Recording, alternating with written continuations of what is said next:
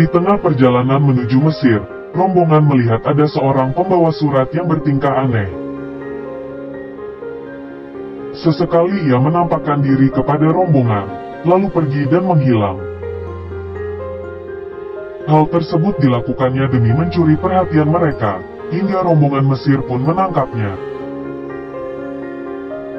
Usai diinterogasi, diketahuilah bahwa orang tersebut pembawa surat Khalifah Utsman bin Affan yang berstempel Khalifah.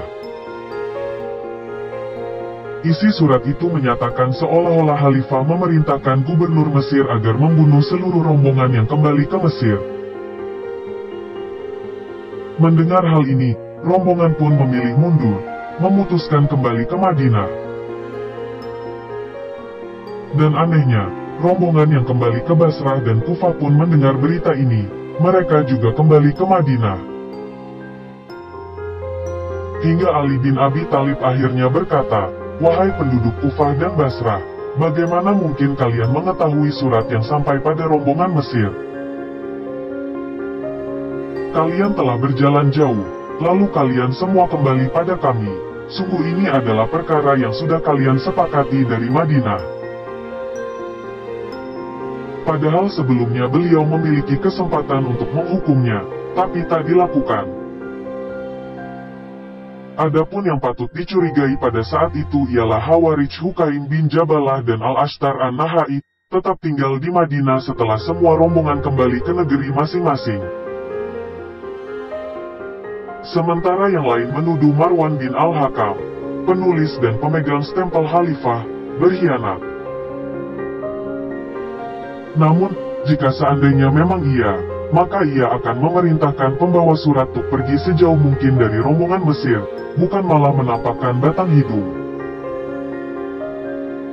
Lantas, sesampainya rombongan ke Madinah, mereka menunjukkannya kepada para sahabat Rasulullah yang ada di sana. Setelah melihat surat tersebut, sebagian sahabat membawanya ke hadapan Utsman dan bertanya padanya perihal surat tersebut di hadapan penduduk Mesir. Dan dengan nama Allah, Utsman bersumpah bahwa tidak melakukan hal demikian. Tapi pemberontak tak cukup sampai di situ. Mereka bertanya, "Bagaimana mungkin ada stempelmu di surat tersebut?"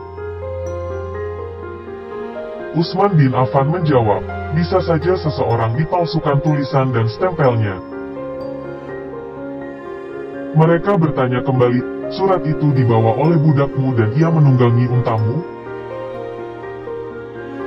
Utsman bin Affan menjawab, "Demi Allah, aku tidak mengetahuinya sama sekali."